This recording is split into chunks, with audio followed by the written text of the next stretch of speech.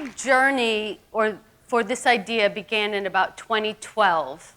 And the end of the world was in everybody's consciousness if you grew up in this country, whether it was rumor or not. And so I had been driving around LA, which isn't a talent, but because everyone drives. And there's a lot of blank walls and canvases around the city. And I'd be projecting what I wanted to see on these walls, often just to kind of pass the time. And during that period of 2012, I started to see angel wings, really big wings that represented white light. To me, maybe they were enlightenment. Maybe I was trying to enlighten myself because I'd been so used to a lot of ads, everywhere we went, we were bombarded with ads. We were told to buy something we didn't really need. There was always commercialism everywhere. It creeped into our whole collective consciousness, really. Like, what do we really need in a society but the essentials?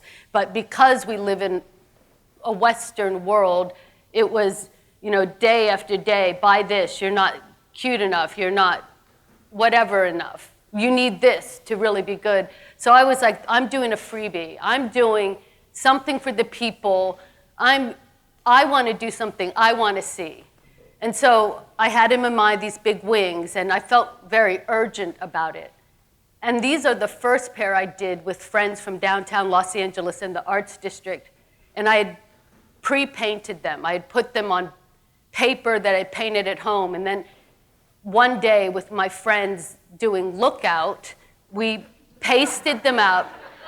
We were scared of those bicycle cops, and so we pasted them up and walked away. And I was kind of working with a professional wheat paster who was kind of helping me do it really fast. And so we did this in like 2 or 3 minutes. And then that weekend, there was a really big arts festival for downtown, Bloomfest, and it was kind of psychic, or it was kind of like zeitgeist, that like just people of all different walks and ages were just going up to the wings just like this with no prompting, not even a signature at the time, and taking photos. And social media was coming of age during that era also, because this was 2012, so Facebook, tweeting, and Instagram, all of those it was just sort of par for the course. But, after that, I moved on to other colors.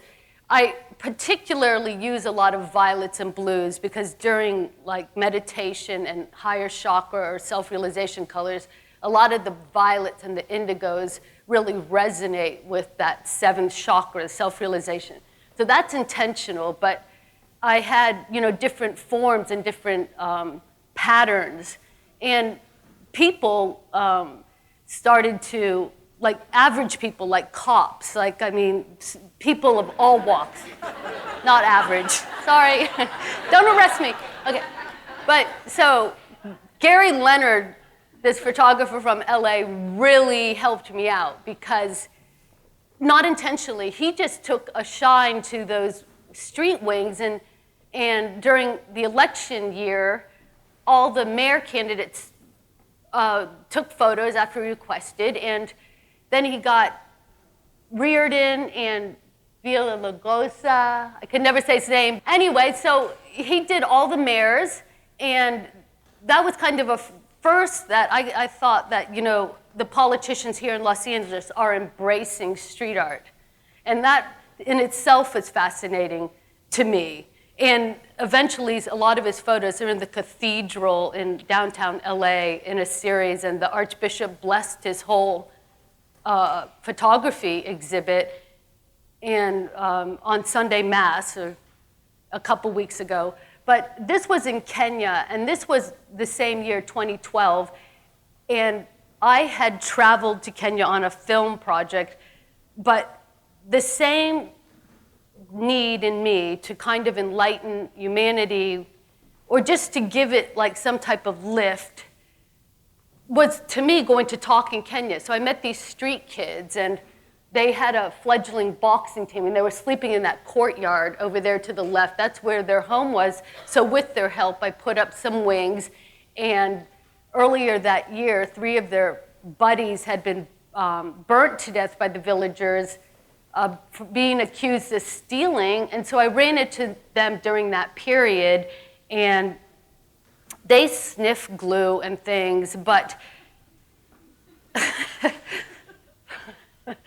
but I realized, you know, you can give charity, you can give money, you can give food, and that's all really valuable. But giving them kind of spunk and going out there and playing with these wings in their otherwise home, which is literally right there on that photograph, that's kind of like made me feel like, wow, this is like magic. Then they named their team Coyote Wings Miller Boxing Club.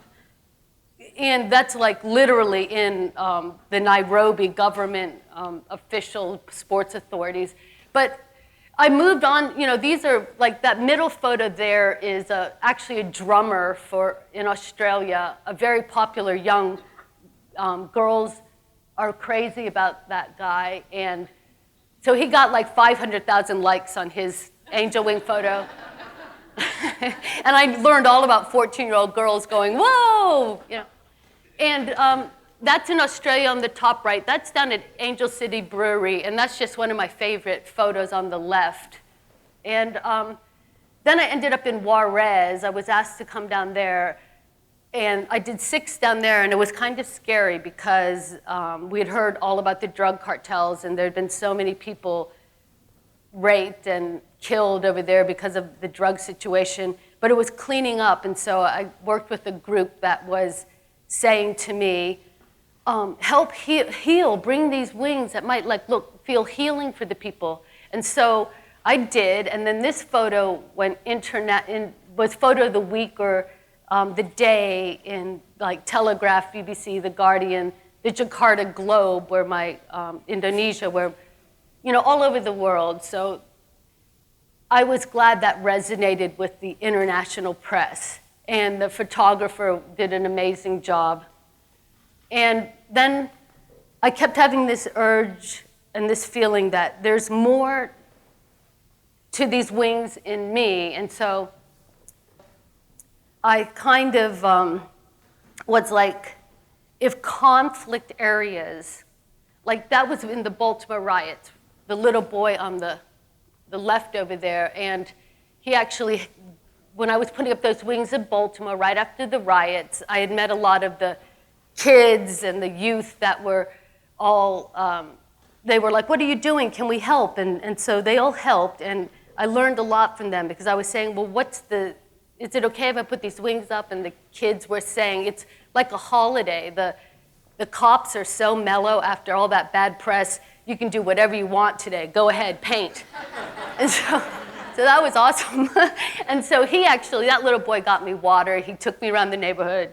And this is Skid Row. After the homeless guy was shot, I did a quick pair. That's on 6th and San Julian in Los Angeles. And that was just for human spirit because tragedies happen in the police force. I think it's a really stressful job, but if you can't handle the stress, then maybe you have to learn to handle the stress so these tragedies don't happen. And I've worked in other mediums, stained glass, plexi, that's a reindeer for a charity project. And that's Embassy Row Hotel, which I did a few months ago, and that's LA Pride. I just did that last week, and LA Pride's going on right now. And that's a rabbi, and that's a Muslim lady, and I guess what I'm saying there is these wings really mean cross a lot of class, religion, race, nationalities. And these are the places I've put them. I just did Hawaii like 2 weeks ago, and I've done Harlem and New York and Australia, the key cities there. And I have plans, and I guess what I really want to do, because to me the wings represent our inner angel. They represent that even though we all come from scarred lives, we're all human, we all have trauma and drama, and we're all guilty of doing the wrong thing so many times. I think that we, even for a moment, can really be the good on this earth and the angels. And if it's not going to be us, who else is there? We are the custodians of this planet. I don't think we actually have time to talk about what's another possibility. I think that the more meditation on what our choices are as humanity, what we really can do to bring the sky and the heavens or whatever down to the street and do the hard work and walk the gritty thing. And that's why it's street art, because I want to bring that big sky and that big consciousness here. And I think we can be the angels on this earth, and that's my challenge to us. Thank you very much.